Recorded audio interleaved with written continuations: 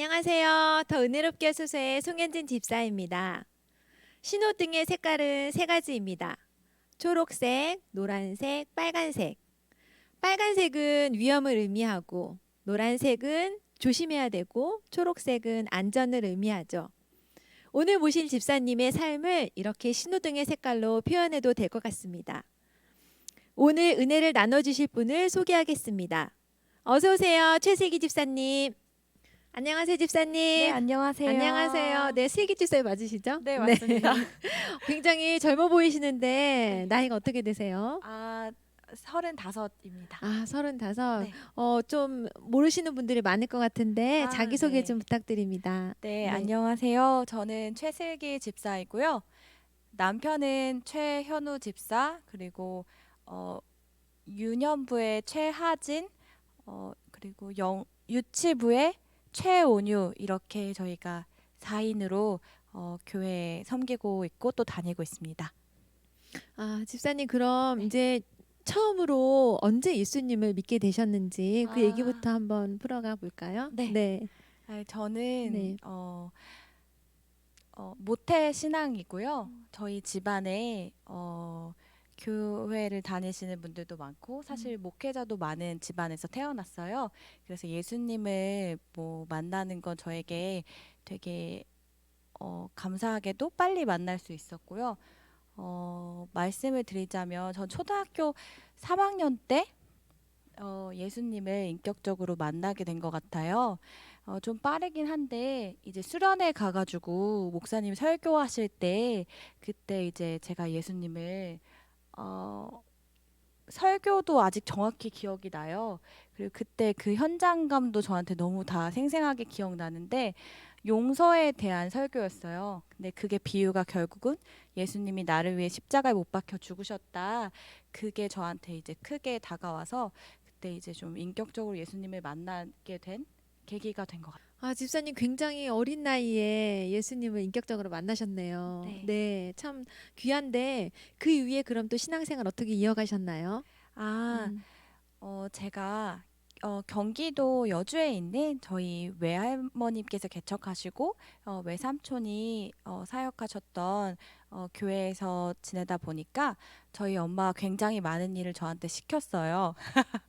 그리고 저도 편하게 했고 그래서 뭐 어렸을 때부터 뭐 기본적으로 예배 전에 뭐 방석을 저희는 까야 했거든요. 방석 깔고 카페트 깔고 뭐 정리하는 것부터 기본적인 일부터 여름 성경학교 때는 같이 여름 성경학교 준비하고 또 제가 친구들 앞에서 율동도 막 가르쳐야 됐고 피아노도 급작스럽게 배워서 반주도 해야 됐고 뭐 아무튼 맞지 않는 일이 거의 없는 것처럼 이것저것 많은 일을 했어요. 아, 그러면 집사님 그렇게 신앙생활 하시면서 기도 응답을 굉장히 많이 받으셨다고 들었거든요. 그 네. 중에 또 기억에 남는 네. 또 응답들 나눠주세요. 네. 네. 그 제가 어 저는 사실 기도 응답도 그렇지만 들리기도 많이 들렸던 것 같아요. 예를 들면 부흥회는 저 시골에서 부흥회도 많이 하니까 부흥회 끝나고 이렇게 신호등을 건너다 보면 갑자기 하나님이 제 마음에 저기 지나가는 저 할아버지한테 복음을 전하라고 하셔가지고 막 마음으로 되게 이거는 순종하지 못하겠다 하나님 이 빠른 이 초록불 사이에서 내가 어떻게 복음을 전하냐라고 했는데 그런 것처럼 저한테는 지금 당장 즉각적으로 복음을 전해라는 말씀도 많이 들렸고 친구들한테 같은 경우에는 뭐 이제 교실 뒤편에 가가지고 친구야 내가 오늘 너를 위해서 기도하라는 하나님의 음성이 들리는 것 같아 이러면서 뭐 기도를 잡거나 아무튼 그때 좀 제가 이상하게 좀 행동을 많이 했던 것 같아요 남들 보기에 근데 이제 그게 어느 정도로 봤냐면 제가 고등학교 때 학교에 갔더니 다른 친구가 저한테 와서 나는 네가 중학교 때 약간 좀뭐 어디가 부족하다는 줄 알았다라는 얘기를 하는 거예요. 그래서 제가 어떻게 그렇게 봤냐라고 했더니 제가 그렇게 많이 웃고 다녔대요. 저는 중학교 2, 3학년 때 항상 이렇게 웃고 즐거웠던 게 하나님이 나를 구원하셨고 예수님이 나와 함께 계시다는 사실이 너무 즐거웠고 그냥 자연만 봐도 그렇게 감사하고 저 초록이 저 푸름이 되게 감사해서 항상 감사한 생활을 했었거든요. 그리고 제가 중학교 때 뭐 그렇게 뭐 학업이나 뭐 학교 생활이나 이런 거에 대해서 문제는 없었는데 친구들이 그 정도로 봤다라고 하니까 그 되게 충만한 생활을 했던 것 같아요. 뭐 그리고 다른 걸로 뭐 예시를 들자면 저희 할머니가 좀 암에 걸리셔가지고 아프셨었어요. 친할머니가. 근데 그 할머니가 이렇게 누워 있으면서 내가 얼마나 더 살 수 있을까? 이런 얘기를 하시길래 우스갯소리로 저희 엄마가 슬기야 기도 좀 해봐. 너는 기도하면 하나님이 응답을 주잖아.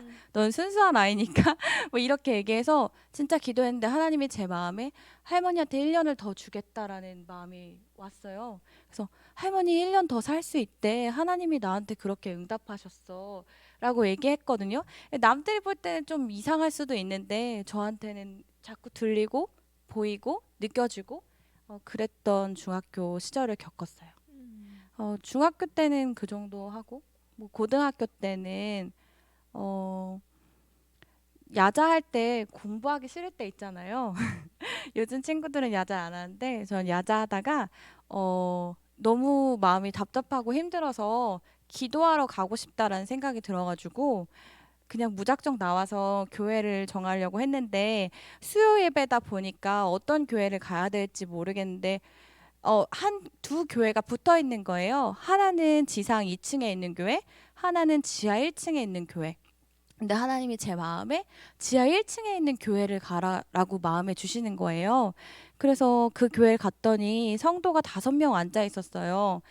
제가 너무 주목받는 게 싫은데, 근데 나중에 알고 보니까 지상 2층에 있던 그 교회는 이단 교회였고, 지하 1층에 있는 그 교회 목사님은 참 되게 훌륭하신 분이었어요. 근데 또 들어가서 들어보니 또 그분이 되게 선한 말씀들과 영향력을 갖고 계셔서 어, 제 마음에 되게 많은 것 중에 하나가 그때 긍휼함이 되게 컸거든요. 근데 더 가난한 제가 봤을 때는 이 목사님도 되게 가난해 보이는데 더 가난한 목사님의 이야기를 하면서 겨울에 땔감이 없다고 그러시는 거예요.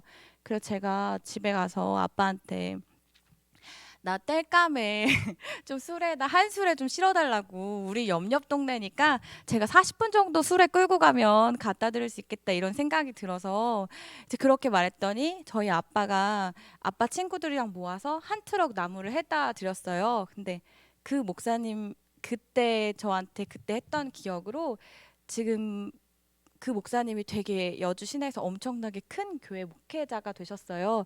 제 설교를 그때 여고생이 그렇게 했다라는 얘기를 가끔씩 해주시는데 하나님이 저한테 긍휼함도 줬지만 제가 이렇게 순종은 아니지만 할 수 있는 용기 같은 건 좀 있었던 것 같아요.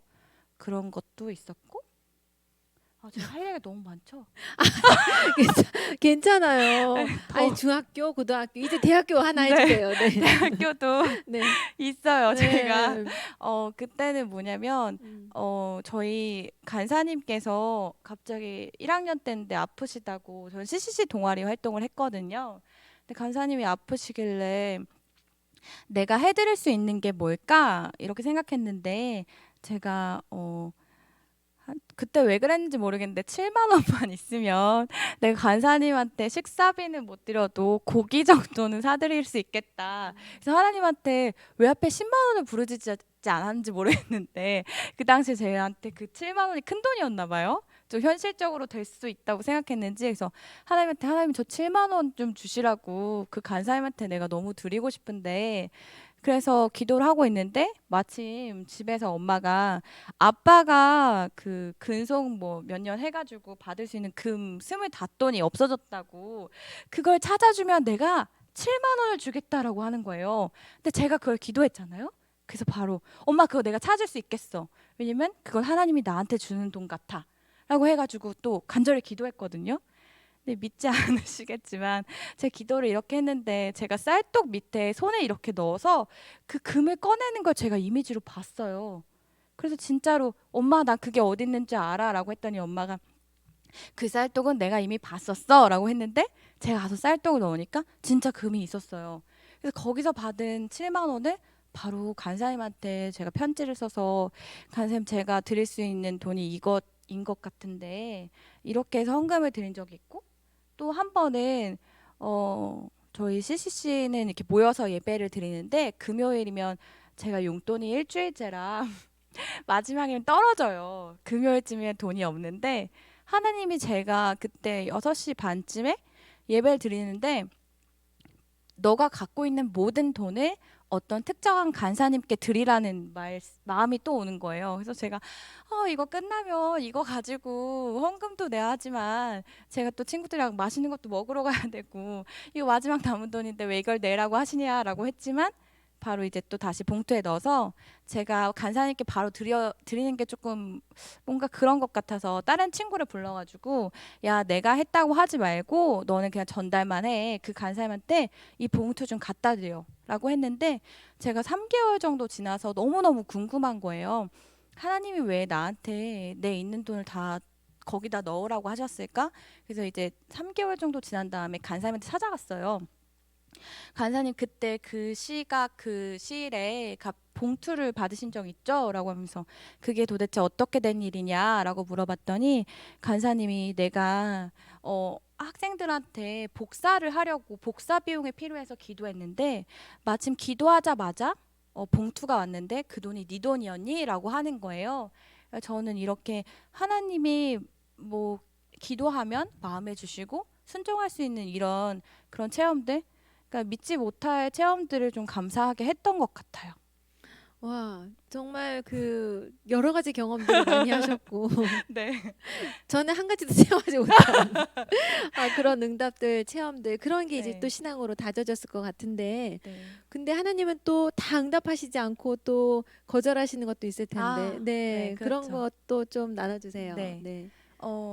제가 음. 작은 거를 구했을 때 하나님은 제게 응답하시고 근데 이제 큰 사건을 다루는 거에 대해서 하나님이 저한테 들어주지 않는다는 걸 제 입시를 통해 알게 됐죠. 입시요? 네, 대학 입시? 네. 네네. 그때 이제 저는 음. 한동대를 엄청 가고 음. 싶었고 그때 제가 학교 들어갈 때 한동대는 음. 엄청난 음. 곳이어가지고 저희가 집안 가족들을 다 이끌고 하나님이 이곳에 우리의 허락하시겠다 해서 다 같이 포항에 내려갔어요. 그래서 땅 밟기 기도도 했는데 제가 대학에 못 제 성적이 안 되더라고요. 근데 성적이 안 되는 거 이런 거 경험하면서 하나님이 안 되는 것도 있구나. 기도만으로 되지 않는구나. 이제 이런 거를 처음 이제 겪기 시작했죠. 근데 이제 그러면서 제가 막 그때는 사실 뭐 그래서 제가 상처받는다는 게 아니라 하나님의 그 계획과 하나님의 지혜, 그건 그 시점은 내가 알 수 없다.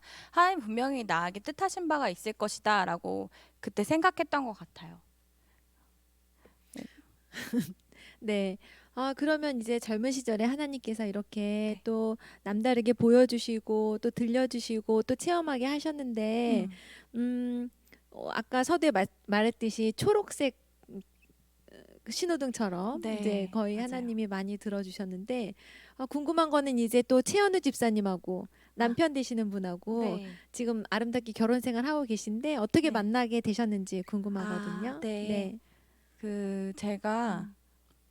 알바를 하러 갔다가 우연히 이제 처음에 좋지 않은 인상으로 서로를 만났어요.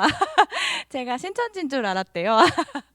제가 점심시간에 이렇게 너무 간절하게 기도가 나와서 한 10초에서 30초 정도? 보통 10기도 짧게 하는데 제가 그날따라 길게 했더니 저보고 대뜸 신천지냐고. 그래서 제가 신천지 아니다라고 했고 남편한테도 좀 이상한 사람이다라고 생각했는데 나중에 우연히 CCC 같은 생활했고 제가 아는 간사님을 서로 알고 있어서 그때부터 이제 호감의 계기가 되었던 것 같아요. 그래서 이제 남편을 만나게 됐죠. 네. 남편을 그렇게 만나셨고, 네. 그 다음에 이제 어떤 과정들을 겪으셨는지, 네. 네. 음. 제가 TMI를 많이 할 거긴 네. 한데 저희 남편이랑 교제를 하기로 한 게 5월 달이면 여름 수련 CCC는 여름 수련회를 해요. 음. 그래서 6월에 7월에 이렇게 하는데 그땐 남자친구였죠. 남자친구랑 같이 수련회를 같이 가보고 싶다. 이래서 가는 길에 경기도 여주에 있는 저희 집에 들렀어요. 그래서 엄마가 저희 남편을 보자마자 마음에 드셨나 봐요. 그래서 너희 커플링 있니? 라면서 먼저 커플링부터 끼워버렸어요. 그래서 남편은 그게 약간 수갑처럼 느껴졌다. 갑자기 커플링이라니 사귄 지 뭐 얼마 되지도 않았는데 이래서 저희가 이제 사실은 저희 둘이 마음에 들었던 것도 있지만 양가 부모님들은 저희의 만남을 너무너무 좋아하셔가지고 그렇게 해서 뭐 사귄 지 얼마 안 됐는데 9월 달에는 뭐 상견례도 아닌데 저희 집에서 이제 추석에 내려가시는 길에 저희 집에 들어서 묵밥 먹고 가시죠라고 해가지고 그게 상견례처럼 된 거예요. 그래서 그 자리에서 우리 내년에 결혼시킵시다. 저희는 아무것도 없는데 그 두 분께서 결혼을 시키자 그래서 저희가 그냥 웃고 있었거든요. 저희 양쪽이 다 너무 좋아하시면서 하길래 근데 정말 내년도 2월에 그 다음 해 바로 2월에 식장이 지금 할인한다. 이래가지고 저희가 그렇게 결혼하게 됐어요. 이렇게 결혼할 수도 있다는 거를 아, 그 할인 때문에. 네. 할인 때문에. 식장이 할인이 네. 되고 2월 달은 네. 대부분 할인을 하죠. 아 그렇군요. 네, 그래서 저희가 그렇게 음. 결혼을 빠르게 아. 진행하게 됐죠. 네. 여기까지는 좀 초록등 같은 생각이 드는데 그 다음에 네. 이제 임신하시면서 좀 어렵다고 들었는데 네, 맞아요. 네, 한번 나눠주시면 좋을 것 네. 같아요. 제가 입덧을 굉장히 심각하게 오래 음. 했어요. 6개월 동안 먹지 못하고 냄새도 못 맡고 많이 힘들었던 것 같아요. 그리고 뭐 결혼을 제가 대학교에서 취직 한번 해보지 못하고 결혼하고 취직하면 되지라고 이렇게 잡았는데 제가 아무것도 한 게 없잖아요. 그리고 결혼했는데 아이가 임신이 그렇게 빨리 되는 줄 몰랐는데 저희가 허니문이거든요. 2월 뭐 초에 결혼하고 2월 말에 아기 생겨서 11월 27일에 하진이가 태어났어요. 첫 아이가. 되게 빨리빨리 진척이 되는데 아픈 하나도 안 보이고 임신은 됐는데 입덧은 너무 심하니까 그때 이제 처음으로 하나님이 내 곁에 계시지 않는구나. 이럴 수도 있구나 라면서 광야에 들어갔다는 느낌이 들기 시작했죠. 입덧을 너무 길게 해서 뭐 예를 들자면 열이 너무 나가지고 먹지 못하니까 온몸에 있는 면역 세포가 다 망가지더라고요. 그래서 열이 너무 나서 남편은 부산에 출장을 갔는데 저 혼자 어떻게 하지 해서 병원에 갔더니 의사 선생님이 오셔서 갑자기 수액만 맞고 가라 해서 격리를 시키더라고요. 1인 병동으로. 그래서 수족구가 왔다고 다른 분들한테 감염시키면 안 된다 해가지고 바로 1인 병실 가서 열이 안 잡히니까 그때가 이제 거기서 이제 입원하고 수액 맞고 이러면서 조금씩 입덧이 나아진 거거든요. 근데 그 전까지 6개월을 못 먹어서 정말 거짓말이 아니라 창문이 열려 있는데 저기로 그냥 뛰어내릴까? 그러면 이 모든 고통이 끝날까? 이렇게 입덧을 심각하게 했어요. 근데 이제 그때 이제 제가 알던 간사님한테 전화해가지고 제가 이렇게 힘들다. 그리고 예배 생활은 뭐 할 수도 없고 왜냐면 기도 예배에 가서도 새콤달콤을 그렇게 들고 다녔어요. 새콤달콤 먹으면서 버텼는데 전 토하러 나가야 됐고 냄새를 참을 수가 없으니까 또 먹지 못하니까 더 심하더라고요. 그래서 이제 그때부터 제가 쉽지 않다. 결혼도 임신도 출산도 쉽지 않다. 그래서 그때부터 좀 어렵다라고 느끼기 시작한 것 같아요. 그러면서 이제 첫째를 출산하신 거죠. 네. 어렵게 출산하셨는데 뭐 시신경이 좀 안 좋으세요? 네. 그게 제가 대학교 때 굉장히 이 대학교로 잠깐 넘어가야 네네. 되는데 제 대학교 때 되게 열정이 넘쳐서 그 고등학교 때는 저희가 이렇게 제가 들어야 되는 주입식 교육만 듣다가 대학교 가니까 제가 막 선택해서 공부를 할 수가 있더라고요. 그 과목을 듣다 보니까 너무너무 재밌어서 공부도 하고 또 CCC 생활도 해야 되고 교회 생활도 해야 되고 또 알바 생활도 해야 되고 학점도 뭐 포기할 수가 없고 막 이러다 보니까 결국 시간이 줄어들다 보니까 눈이 되게 많이 급격히 나빠졌어요. 그래서 대학교 때 공부를 하고 있는데 눈이 정말 안 보이더라고요.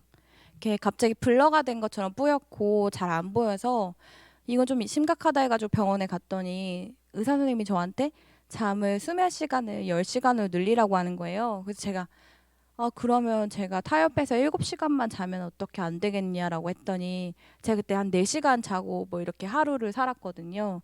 근데 그때 시신경이 좀 많이 이래서 그분이 저한테 기가 차다하면서 아니 지금 너가 뭘 해야 될지 모르는 것 같은데 눈은 보이지 않게 되는 거야. 아주 중요한 거야라는 걸 그때 알려줘서 제가 그 전까지는 학점에 되게 목숨 걸고 순위에 목숨 걸다가 눈이 망가진 뒤부터 조금 세상을 다르게 보기 시작한 것 같아요. 그래서 그때부터 학점도 좀 내려놓고 잤던 건데 근데 이제 그게 이제 출산하면서 제 몸에 있는 면역력이 다 떨어지고 또 잠도 못 자고 아이도 힘들고 하다 보니까 또다시 다른 증상이 나오기 시작했어요. 그게 이제 앞에만 깨끗하게 잘 보이고 그 앞에 주위로 다 뿌옇게 보이기 시작한 거예요. 그래서 이게 무슨 일이지라고 해서 저희 시어머님한테 여쭤보니까 병원에 바로 가라고 그래서 가보니까 제가 녹내장 으증이라고 녹내장에 걸릴 수 있는 확률이 남들보다 되게 높은 편이다. 이미 시신경이 지금 좀 변형이 일어나고 있다라고 해서 전 1년에 한 번씩 추적 검사를 계속 하고 있고요. 다행히도 지금까지는 괜찮다라는 소견을 듣고 있어요. 그래서 그때 이제 눈이 바뀌면서 제가 좀 그때부터 세상을 좀 다르게 보기 시작한 것도 같기도 해요. 아, 그러면 이제 집사님 젊었을 때, 어렸을 때는 하나님이 정말 보여주시고 들려주시고 아, 응답을 많이 네. 주셨는데 결혼하고 이제 임신하면서 네. 또 출산을 겪으면서 또 네. 인생에 약간 빨간 등이 들어온 네. 듯한 그쵸. 기분이. 네. 빨간불이 들어오기 시작했죠. 네. 음. 입덧하고 막 출산하고 하면서 음. 힘들고 또 다들 아마 그러시겠지만 제가 모유수유를 했었는데 음. 하다 보면 꼭 제가 밥 먹으려고 하면 아이도 배가 고프다고 울잖아요. 그래서 아직도 생각이 나는데 이제 가족들이 다 나가서 신나게 짜장면을 시켰어요. 와, 신난다 해서 나 짜장면 빨리 먹고 얘랑 또 쉬고 놀아야지라고 했는데 짜장면이 오자마자 아이가 울기 시작해서 짜장면 결국에 어떻게 아이 먼저 먹여야 하잖아요. 그래서 아이 먹이고 짜장면 먹으려고 하니까 불어서 비빌 수가 없잖아요. 그래서 이제 그걸 그냥 버리고 그 다음에 이제 그럼 오뎅국에 말아볼까? 그래서 오뎅을 가위로 막 자른 다음에 밥을 말아서 막 먹고 있는데 눈물 뚝뚝 아. 떨어지더라고요. 그래서 이게 아이를 만나고 음. 아이를 키운다는 게 이렇게 힘든 거구나. 그래서 음. 첫 아이 때 제가 많이 힘들었어요. 음. 왜냐 아무것도 모르고 또 제 주변에 제가 결혼해서 이제 서울에 올라오다 음. 보니까 친구들은 다 일하기 시작하는 초년생. 음. 그러니까 저의 뭐 그런 아픔을 나눌 수가 없고 또 제가 아는 친구들이나 그런 이런 고민을 토로할 수 있는 게 없었어요. 그래서 거의 갇힌 섬 생활을 했던 것 같아요. 막 그 우울증 검사도 하고 근데 누구한테 말하면 제가 너는 괜찮은 편이야라고 얘기를 하더라고요. 그래서 음. 나 괜찮구나 이러고 다시 또 음. 우울증 이렇게 날리고 아. 나 괜찮네 음. 이러면서 그렇게 살았는데 그때가 가장 힘들고 또 제가 되게 반짝반짝하고 꿈이 많았는데 아이를 낳고 또 저를 세상에 증명할 방법이 없더라고요. 음. 나 일할 만한 음. 사람인데가 안 음. 되겠더라고요.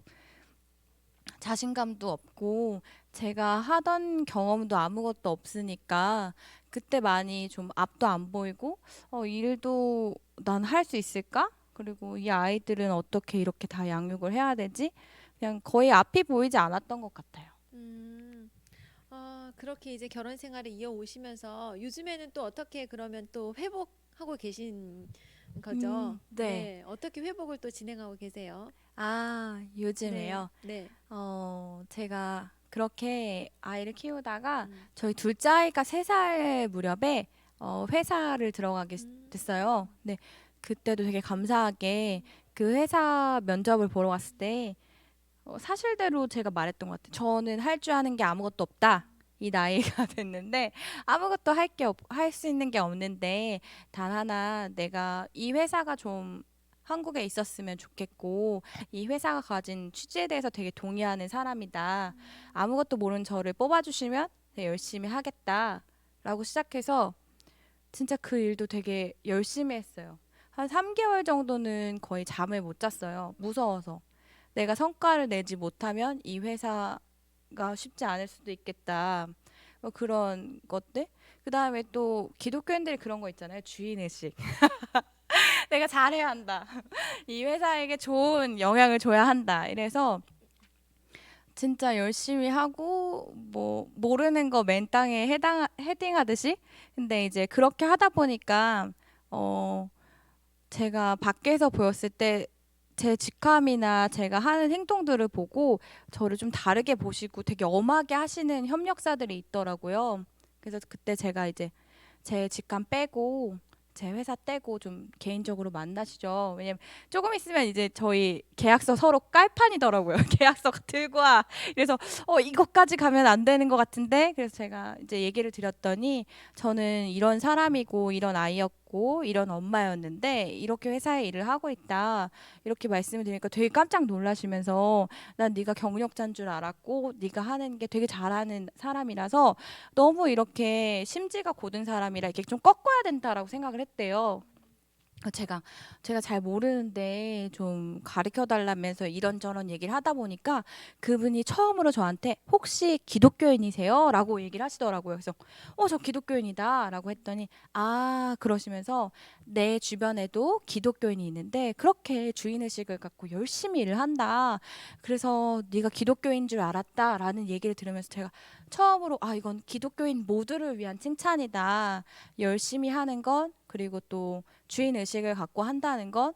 그래서 제가 기독교인으로서 처음 다른. 근데 그분은 예수님을 믿지 않으시고 전혀 예수를 모르시는 분인데 내가 기독교인에 대해서 그건 인정한다. 참 주인 의식을 갖고 열심히 한다. 이래서 그때 제가 처음 칭찬을 받고 그때부터 제가 조금씩 올라가기 시작한 것 같아요. 내가 자존감이 내가 뭐 할 수 있네. 네, 이제 그렇게 되기 시작했죠. 아, 이제 회사 생활을 통해서 다시 사회생활에 발을 들여놓으시면서 네. 회복의 단계에 이제 들어가셨네요. 맞아요. 네. 그러면 이제 은혜교회는 어떻게 오게 되셨는지 궁금하고 또 음. 은혜교회를 선택하게 된 이유도 궁금하거든요. 네. 음. 네. 제가 은혜교회를 오게 된 건, 제 여주에 있는 제 모교회가 되게 멀었어요. 차 타고 2, 30분 가야 했었는데, 음, 좀 가까운 곳으로 교회를 다니고 싶다라는 마음에 그게 있었고요. 그래서 저희 집이 있는 근방에 있는 교회들은 거의 다 다녀봤던 것 같아요.